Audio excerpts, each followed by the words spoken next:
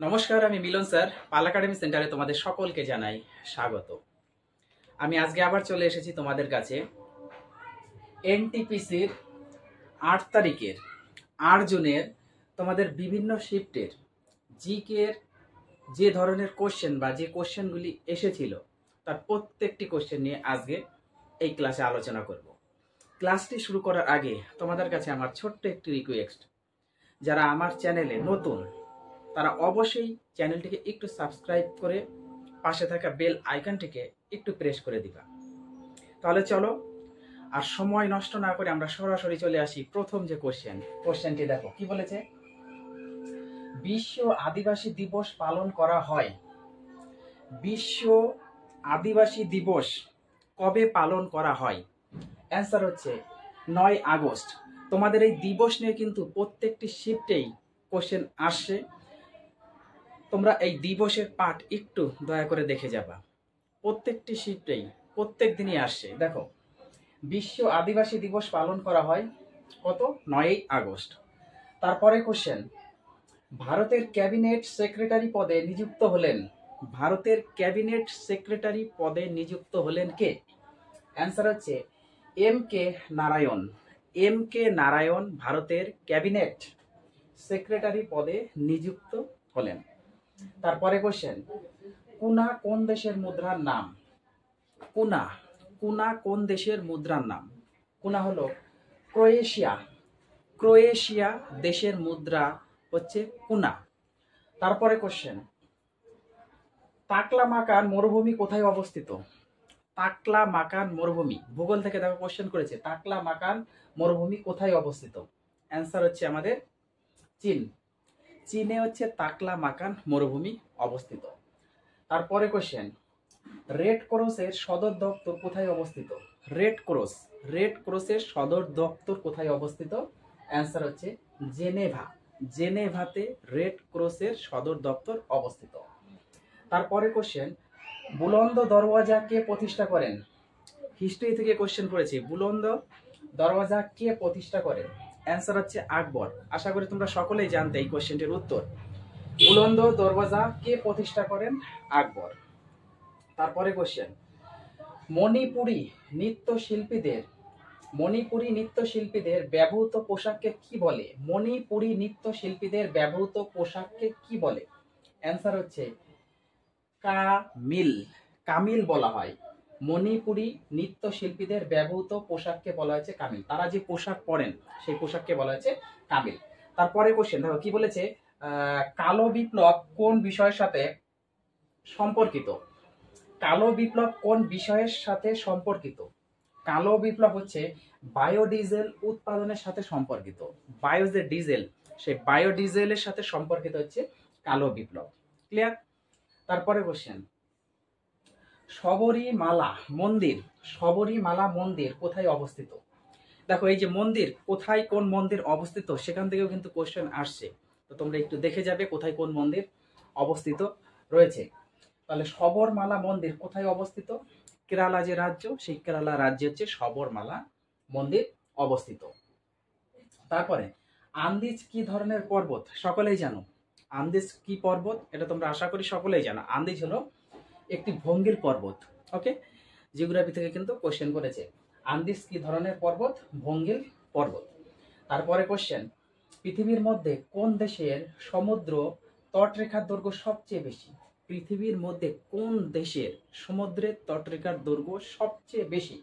Answer হচ্ছে Canada. Canada দেশের সমুদ্রের তটরেখার দৈর্ঘ্য সব থেকে বেশি। তারপরে কোশ্চেন, চীনের হুয়াংহো সমভূমি কোন অঞ্চলে? চীনের হুয়াংহো সমভূমি অঞ্চল হলো একটি কি?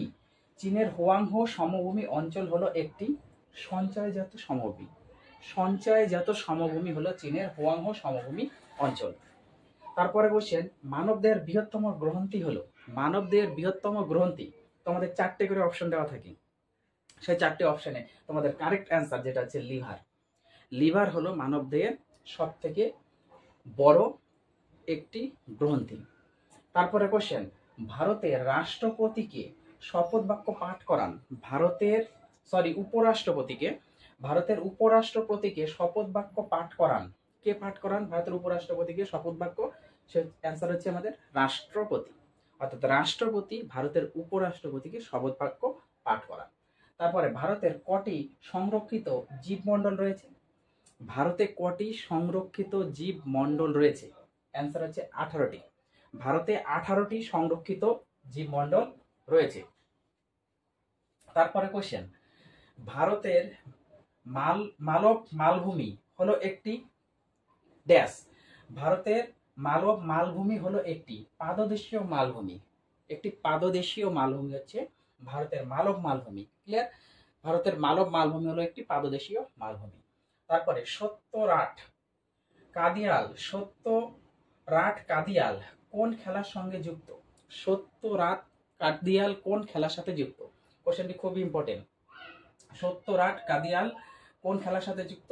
কুস্তি। তিনি হচ্ছে কুস্তি খেলার সাথে যুক্ত। তারপরে কোন দুটি দেশের মধ্যে শতবর্ষ ধরে যুদ্ধ চলছিল? কোন দুটি দেশের মধ্যে শতবর্ষ ধরে যুদ্ধ চলেছিল? অ্যান্সার হচ্ছে ইংল্যান্ড আর ফ্রান্স। ইংল্যান্ড ও ফ্রান্স এই দুটো দেশের মধ্যে 100 বছর ধরে যুদ্ধ চলেছিল। পো নদী কোন দেশের মধ্য দিয়ে প্রবাহিত হয়েছে? পো নদী কোন দেশের মধ্য দিয়ে প্রবাহিত হয়েছে? দেখো, তোমরা কিন্তু ভূগোলটা একটু কভার করে যাবে, কারণ ভূগোল থেকে তোমাদের কোশ্চেন আসছে, ইতিহাস থেকে তোমাদের কোশ্চেন আসছে, কিন্তু একটু কভার করে যেতে হবে তোমাদের। পো নদী কোন দেশের মধ্য দিয়ে প্রবাহিত হয়েছে? ইতালির মধ্য দিয়ে বা ইতালি দেশের মধ্য দিয়ে পো নদী প্রবাহিত হয়েছে। তারপরে কোশ্চেন, কোন রাজ্যে প্রথম গ্রিন বেঞ্চ গঠিত হয়? কোন রাজ্যে প্রথম গ্রিন বেঞ্চ গঠিত হয়? অ্যান্সার হচ্ছে পশ্চিমবঙ্গ। পশ্চিমবঙ্গে প্রথম গ্রিন বেঞ্চ গঠিত হয়েছিল। তারপরে কোশ্চেন একটু খেয়াল করো, দেখো এদিকে কি আছে। স্বাধীনতার সময় ভারতের জাতীয় কংগ্রেসের সভাপতি কে ছিলেন? স্বাধীনতার সময় ভারতের জাতীয় কংগ্রেসের সভাপতি কে ছিলেন? জে.বি. কৃপালিনী হলেন স্বাধীন ভারতের সময় জাতীয় কংগ্রেসের সভাপতি ছিলেন। তারপরে কুফার কোথায় বা কুফার কোষ দেখা যায়? কুফার এক ধরনের কোষ। এই কোষটি কোথায় দেখা যায়? সেটা হচ্ছে লিভারে হচ্ছে কুফার কোষ দেখা যায়। তারপরে ভারতের প্রতিরক্ষা বাহিনীর সুপ্রিম কমান্ডার হলেন? ভারতের প্রতিরক্ষা বাহিনীর সুপ্রিম কমান্ডার কে? সেটা হচ্ছে রাষ্ট্রপতি। রাষ্ট্রপতি হচ্ছে ভারতের প্রতিরক্ষা বাহিনীর সুপ্রিম কমান্ডার। তারপরে কোশ্চেন, দিল্লির কোন সুলতান উত্তর ভারতের বিভিন্ন শহর স্থাপন করেছিলেন? দিল্লির কোন সুলতান উত্তর ভারতের বিভিন্ন শহর স্থাপন করেছিলেন? অ্যান্সার হচ্ছে ফিরোজ শাহ তুগলক। তারপরে কোশ্চেন, বাংলার দুঃখ হিসাবে কোন নদী পরিচিত? আশা করি তোমরা সকলেই জানো এই কোশ্চেনটি, একদম কমন কোশ্চেন। বাংলার দুঃখ হিসাবে কোন নদী পরিচিত? বাংলার হচ্ছে দামোদর। বাংলার দুঃখের নদী হচ্ছে দামোদর। ক্লিয়ার? তাহলে বাংলার দুঃখ হিসাবে কোন নদী পরিচিত? দামোদর। তারপরে কোশ্চেন, তথ্য তৈরির সময় কোন বেসটি কম্পিউটারে ব্যবহার করা হয়? তথ্য তৈরির সময় কোন বেসটি কম্পিউটারে ব্যবহার করা হয়? তথ্য তৈরির সময় সব সময় এই বাইনারি জিনিসটি কম্পিউটারে ব্যবহার করা হয়। বাইনারি যে বেস, সেই বেসটি ব্যবহার করা হয়। কম্পিউটার থেকে কিন্তু তোমাদের অনেক কোশ্চেন প্রত্যেকটি শিফটে দিচ্ছে, তোমরা কম্পিউটারের পার্টটা একটু দয়া করে রিভাইজ দিয়ে যাবে, সেখান থেকে তোমরা কোশ্চেন 100% পাবে। তারপরে কোশ্চেন, সাইলেন্ট ভ্যালি কোন রাজ্যে অবস্থিত? সাইলেন্ট ভ্যালি হচ্ছে কেরল যে রাজ্য, সেই কেরল রাজ্যে অবস্থান করেছে। তাহলে এই ছিল তোমাদের 8 তারিখে 8 জুনের বিভিন্ন শিফটের যে জিকে কোশ্চেনগুলো এসেছিল, তার প্রত্যেকটি কোশ্চেন কিন্তু আমি আলোচনা করলাম। এখনো তোমাদের 8 তারিখের আরো কোশ্চেন বাকি আছে। এটা পার্ট 1। আমি পার্ট 2তে আরেকটি ক্লাস তোমাদের খুব তাড়াতাড়ি আপডেট দিব। এরপরে আমি কিছু ম্যাথের কোশ্চেন কালেক্ট করেছি, সেই ম্যাথের কোশ্চেন নিয়ে আমি সম্পূর্ণ বিস্তারিত আলোচনা করবো। তাহলে তোমরা এই ক্লাসগুলি একটু ক্লিয়ার করো। আমি আবার দেখা করবো তোমাদের সাথে পরবর্তী পার্ট নিয়ে। তাহলে আজকের মতো এখানেই